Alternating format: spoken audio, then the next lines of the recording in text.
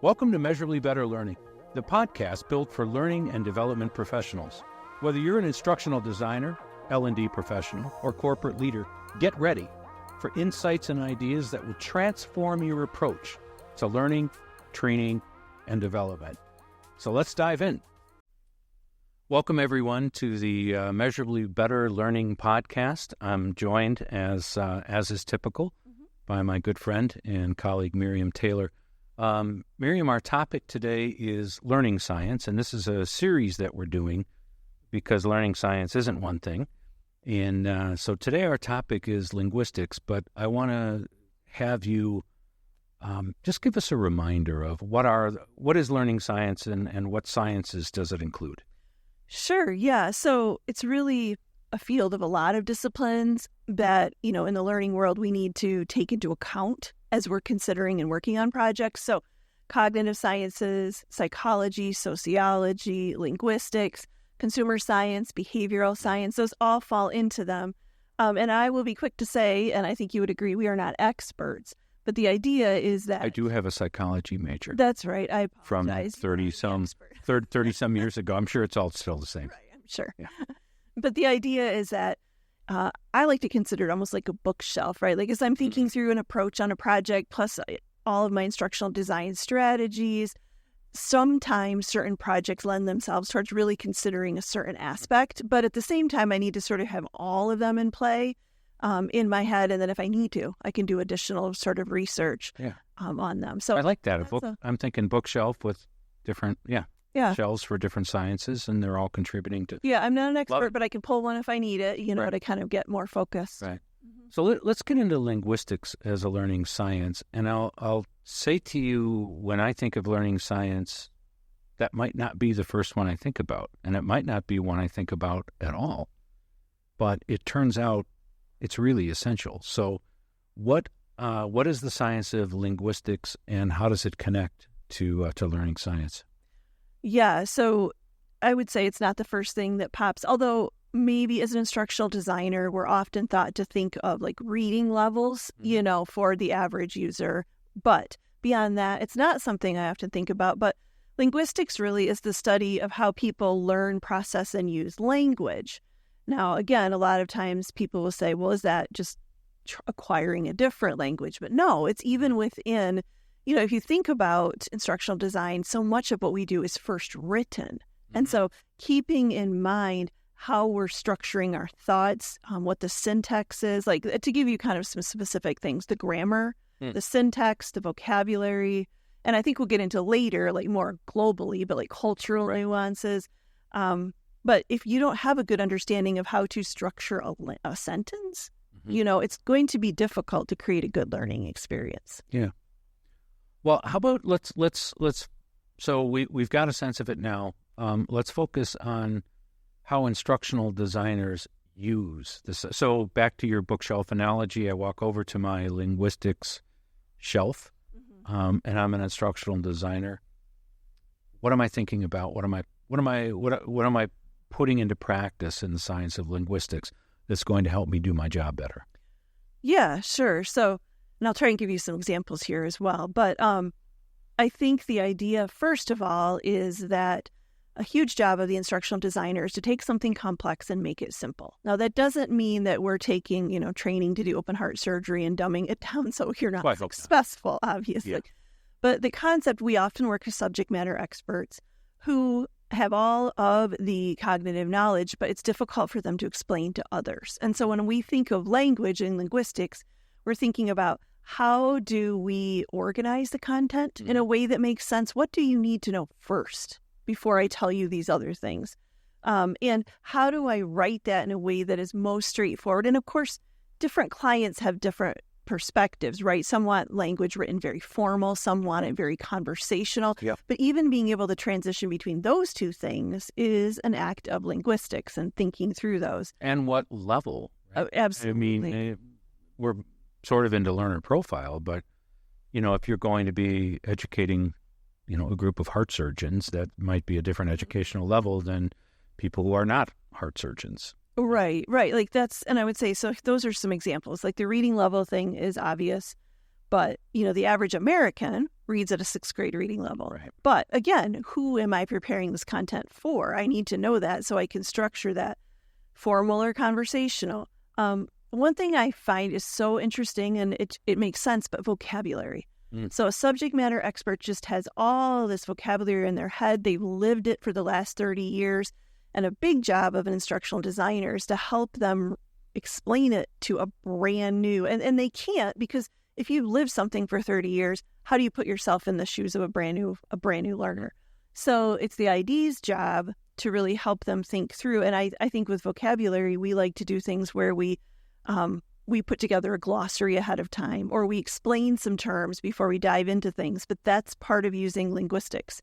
When we talk about a global audience, so, for example, in Russian, there's no quite exact term for fun. I mean, there is, like they talk about being, enjoying, but in America, for example, a common phrase is like, have fun, as we say like goodbye to something. Well, that's not a thing in a lot of parts of the world. And, little phrases like that, making a home versus a house, which is more of a noun versus an act. Obviously we could go on and on and on, but those are just small things, but they're really important and just little examples of what we have to think of. And there's a part of linguistics, and you've described it quite well, but there's a part of linguistics that has a great deal to do with what's accessible. Yes. Can I access this? And we don't mean like as in the right language. Can I read it? Can I process it? And I've been slogging my way through this book on quantum physics and mechanics just because, and I want not accessible to keep reading the same page. It was not written for me, right? And I'm going to finish it, but it might be several years. Well, let's take a break, and I want to after the break I want to come back and talk about the global, the cultural issues and what it means to be part of a global context. We've hit on some of that, but we'll dive more deeply into it. So we'll be back in a moment. Imagine a world where every training session, every learning module, and every translated document is aligned with your company's unique goals and global ambitions. Welcome to Ingenuity, where we don't just talk about elevating your corporate learning, we make it happen. At Ingenuity, we understand the heart of your business is its people. That's why we specialize in creating custom learning solutions and translation services that are not just effective, but are designed specifically for your business's global needs. Let us show you how learning cannot be just better, but measurably better, with solutions tailored just for you. Learn more in the description below. Well, welcome back, everybody. Thank you, Miriam, for part one, and now we're going to make an application of linguistics as a learning science in a global context, which is a lot of words in one sentence, and maybe bad linguistics. But this gets much, much more complicated when you move outside the borders of your nation. You and I live in the United States, but every company, global companies around the world where they have multiple plants in different countries, different continents. When we make that shift, what happens? What do instructional designers need to think about, and learning leaders need to think about linguistically in the global audience?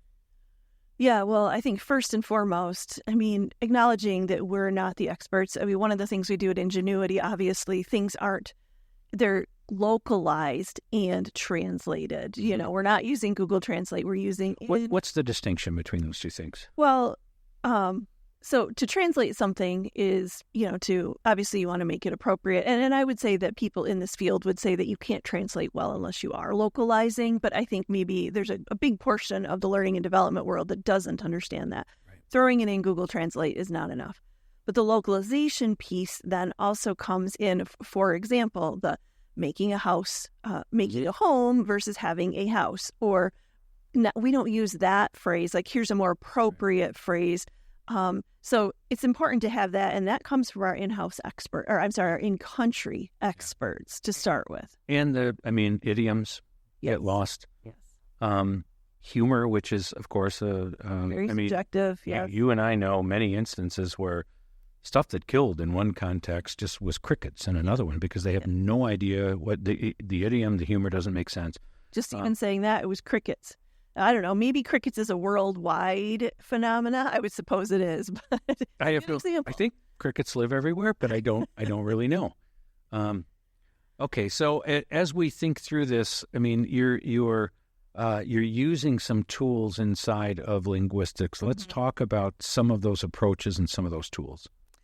Sure. So I think having culturally sensitive content, having inclusive language, and again, what we mean by that is, of course, thinking about our entire audience and making sure that I think you can go two ways with this. One, you don't want the content so bland that there's just nothing of interest, but whether perfect situation can let somebody in country look it over and make some modifications, or at least use universally appropriate, avoiding jargon.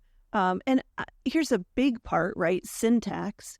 So even if the content is being translated, avoiding really complex sentence structures, especially if it's technical material, keep things simple, sort of one at a time kinds of steps. That's a huge aspect of applying kind of a linguistics thought to it. I think also making sure that, when we talk about this all the time, but the examples that we give or the stories that we tell fit that situation, and not just offensive, but also like as a user, I can see myself in that. Right. Making sure I know something that we do at Ingenuity all the time is the company we may be working with has an acronym or uses that, and they don't want that phrase translated, like it stays in English, or some of them do want it translated. So really working carefully to think through your keywords and vocabulary, and what do you want to do with those can even make a big difference. And it's tricky to come up with language that has universal application. I mean, the baseline is avoiding offense. At the minimum. Right? That's the floor. Right. The ceiling is inclusive kinds of languages. And you and I have had this conversation before. I think we even did a webinar on it at one point. But how movies and music that are globally successful typically appeal to global themes. They use global language. They, there's maybe stories that are overly complex don't work particularly. Pretty straightforward story arc. But that ability to connect to global themes, global use of language is I think essential for us. Well, and I think too, just to, this is kind of taking it a slightly different direction, but I would be remiss if I didn't say a huge part of linguistics is making sure that everything is written exactly right at editing. And that's not glamorous. It's not sexy in any way, but there's nothing worse than taking a training module that has grammatical or other errors in it. Like, it's very distracting. It doesn't look great. And we don't talk about communicating value. It does not look great in your company if you're rolling out. So that's a whole other side of linguistics, but it's very important. It needs to be edited carefully. It needs to be grammatically free of any kind of error. And there are certain people like you. If you see a grammatical error, you're going to be like, nope, right. I won't even notice it. So I read differently, and I wish I can read something 10 times and never see the errors in it. I just doesn't hit me. But for many, many people, they see that and it immediately goes back and speaks to value. It does speak to value. And quality. So. Agreed. Well, good. Well, Miriam, thank you. Interesting topic. Many, many more potentially things to be said about it. I'm sure we'll address it more in upcoming podcasts. But thank you for your time. Thank you. It was great to be here. Before we wrap up the show, if you're looking to dive deeper, we've got tons of free downloads, L&D resources, and details about upcoming webinars that you won't want to miss. They're found in the episode description. Plus, if you ever want to chat with either one of us, now's your chance. You can find links in the episode description to connect directly with Miriam or me. We're here to answer your questions and to discuss all things learning and development. And speaking of questions, we love hearing from you. Whether it's a question or a comment or a topic you're curious about, or if you just want to join the conversation, drop us a comment on your favorite social media channel. Your input shapes our shows. Don't forget to subscribe to our podcast on your favorite platform. It's the best way to ensure you never miss out on our latest episode. We're excited to continue to transform learning into a measurable success with you. Until next time.